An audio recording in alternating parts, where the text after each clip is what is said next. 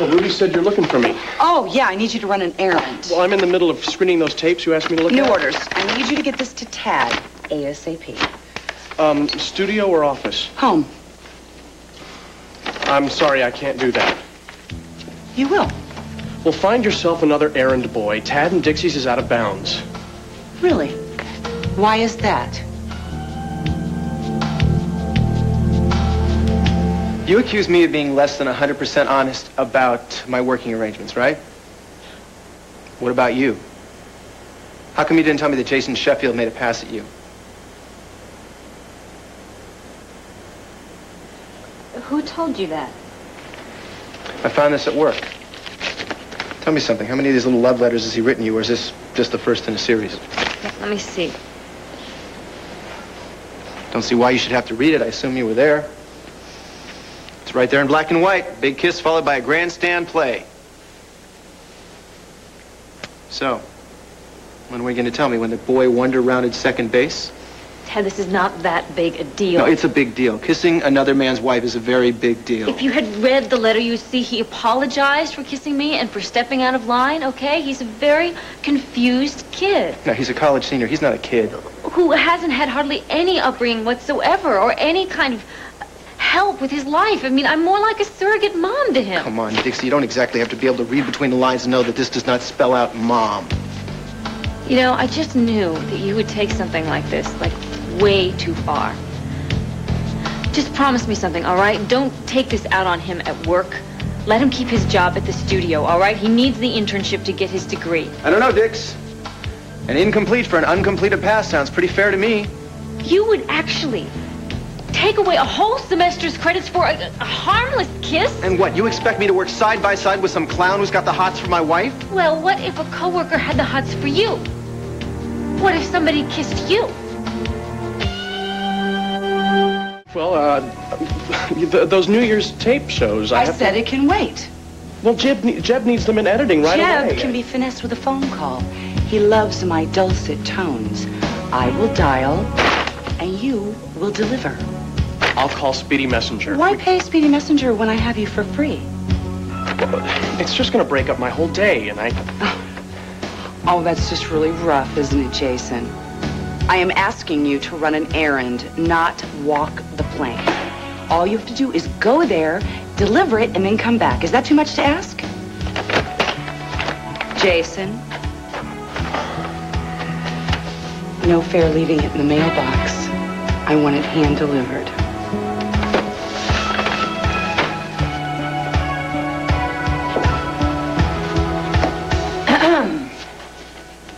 Mother, you have some nerve showing your face. Well, I didn't become Pine Valley Realty's #1 agent by being shy and retiring, did I? Oh, this is about the condo. Good. It's about greed. I was afraid I might have to stomach another mother-daughter détente. Grab your coat. My car is running and the heater's on. Mother, you could take your to-die-for loft and shove it down somebody else's throat. Look, if you don't act now, Charlie Brent and his fiancée are going to snap it up. I have a station to run. And I have a walkthrough with the Brents at 4:30. It's going to be first come, first served. Is that your motto, Mother? Liza, you have a history of letting hot properties slip through your fingers. And you can't go on living in a hotel forever, you know? Why do you care where I live? Oh, well, it makes me sad to think of you coming home to a hotel room. And after you get your mail from the desk clerk and a martini from room service, what then? If there's nothing on the tube, of course, you can always while away the hours sorting out your laundry and dry cleaning in neat little plastic bags. In by 9, out by 6. Yeah, another one of your slogans, eh? Just because you're single doesn't mean you can't have a place of your own. Oh, good Lord. If you're waiting for Mr. Right to come along, you can... You know, all right. I will go and look at your condo. Anything but a lecture about spinsterhood. Liza is my boss. Ha! So you admit I'm she's not after you. No, wait a minute. You said, No, what I if said, another what coworker... if a coworker had the hots for you? You supplied the name. For the last time, we have a professional relationship. It's more than a bit of a stretch trying to make it into something personal. Well, don't strain yourself trying to turn what Jason and I have as a relationship into something more. We're classmates. Dixie, this is not a crib sheet. And it seems to me your friend Jason has developed some pretty kinky study habits. Okay, Tad, it's possible that I might have been sending Jason some mixed signals. Without even meaning to. What kind of mixed signals? Well, we had a lot of late-night study sessions when you weren't here, and he might have thought that I was trying to get him alone. But the fact of the matter is that I am always alone, and you are never here. Well, that's funny, because it seems to me that every time I walk through my front door, Jason's sitting there on the couch. Either him or Michael Delaney, and I suppose next you're going to try and tell me that he doesn't have the hots for you either, right? Oh, God. Yeah. What's so funny? You are so funny. You are so off the mark. But we're talking about Jason now, okay? Yes, he kissed me. And yes, that was the end of it. Although it didn't have to be. What's that supposed to mean? It means that I could have made more out of that kiss if I wanted to. What, now, on top of everything else you're telling me you were tempted? Oh, come on, Tad. We're both grown-ups here. I mean, don't tell me you've never been tempted by another woman.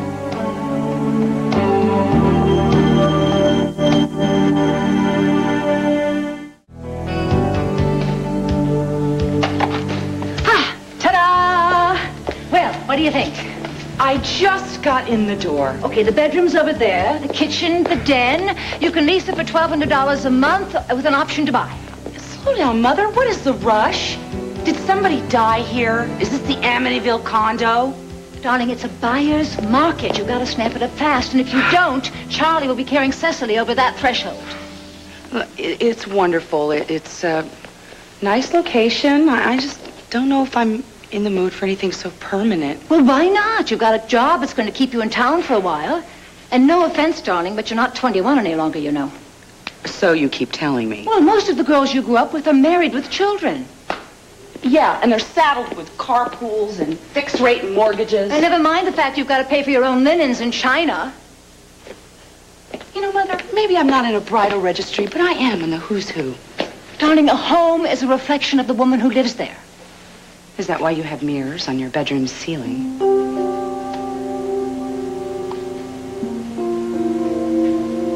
Well, truth to tell, darling,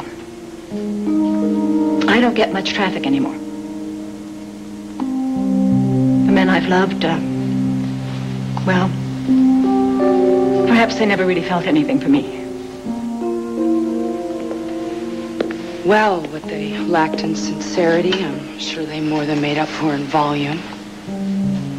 Liza, you are so hard on me. Almost as hard as you are on yourself. Look, can I give you a little advice? Would you please lighten up? On me and on yourself. I mean, I know I have done some terrible things. And I know I treated your father shamelessly. And I admit that the only good thing that came out of our marriage was you. Your pride and joy, huh? You are, you know.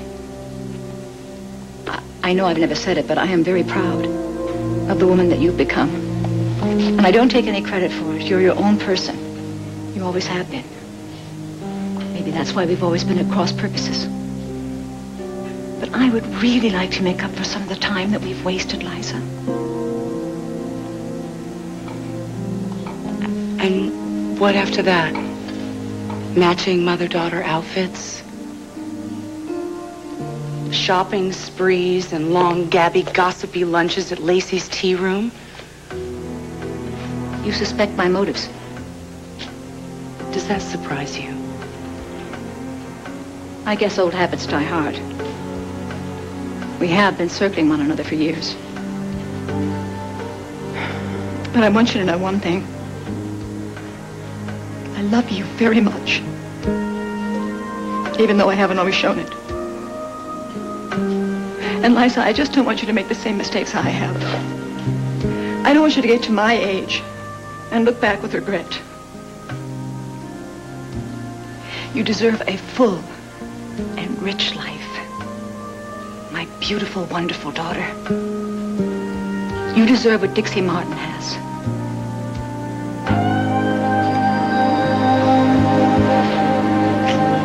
I've never been tempted by another woman. Right. It's true. Oh, come on, Tad. Even the President of the United States, Jimmy Carter, admitted to lusting after another woman in his Jimmy heart. Carter, look what happened to his administration. Oh, You are not running for re-election. You are my husband, okay? So I'd like to hear it again. Tell me, you've never, ever lusted for another woman in your heart? I've never lusted for another woman in my heart. Meg Ryan.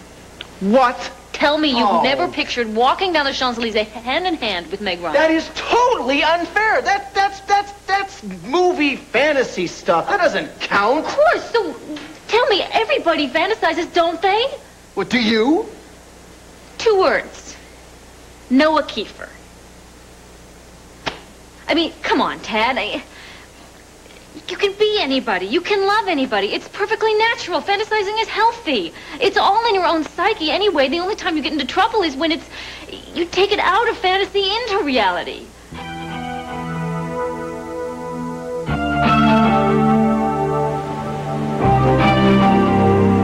And where were you just now? No, I was right here. No. You were walking down that Champs-Elysees with someone. Anybody I know?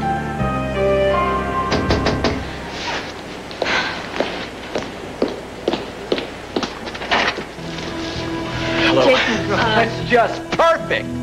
I don't believe it. You've got one hell of a nerve showing your face in my house.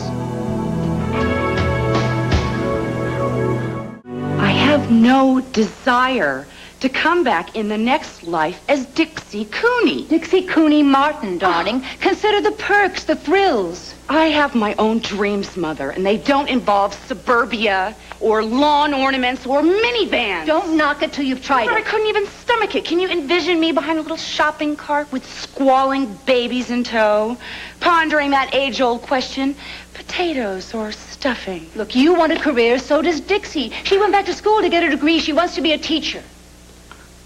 Bully for her. Well, she also wants to be a wife and a mother as well. Mother? Whatever Dixie wants, I hope she can get. But I do not have to bake cookies or clip coupons in order to prove that I'm a success. Well, I didn't know this was a contest. Well, I mean, you can't say I didn't try. Okay. What about the loft? Since it doesn't need any child-proofing, you can move in immediately. The stairs outside might prove a little tricky when you get up in years, but you can always hire a paid companion to get you around the house. I'll take the condo. Does that make you happy? I only want what's best for you, Liza.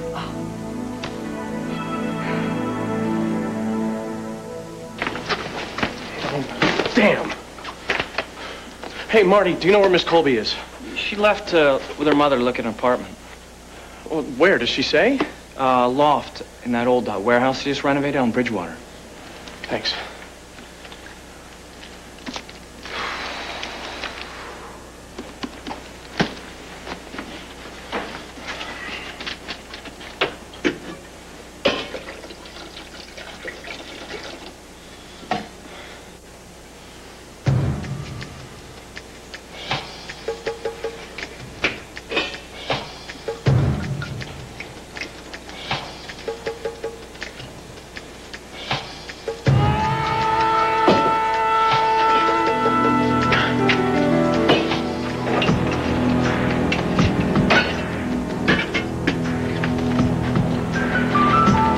I think it's just adorable the way you stick up for your boyfriend. You sound as juvenile as Jason. He has a crush on me. Which apparently you don't do a whole hell of a lot to stop. I'm a little flattered by the attention, okay? So sue me. It makes me feel special. What, now you're telling me that I don't make you feel special? No! You haven't lately? No! Anyway, there's no harm done, for crying out loud. I mean, if I gave him the wrong impression, at least I knew when to stop. I mean, flirting is one thing, but I never have ever crossed that line. Can you say the same thing?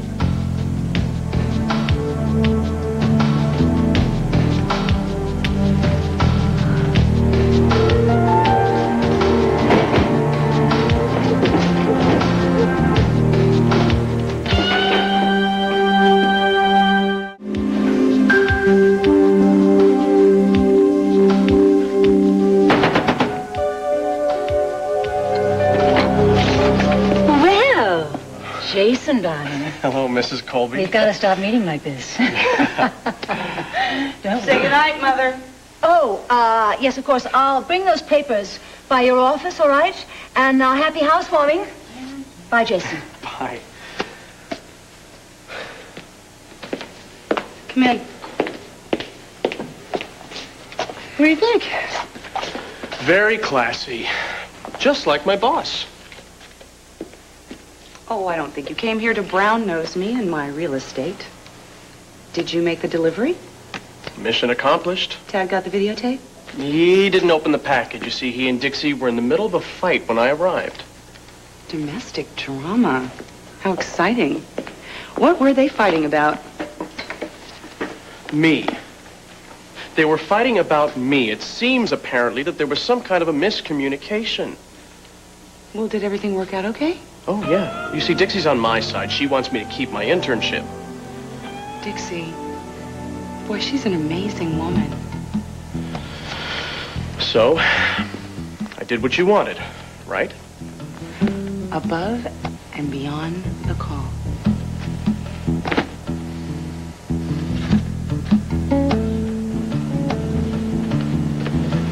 Marty, where the hell's Liza? She went to check out a loft down by the river on Bridgewater.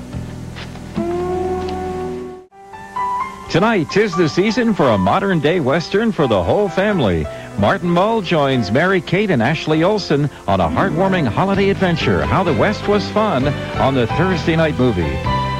Will Dorian admit to Joey that blackmail motivated their breakup? Stay tuned for One Life to Live next.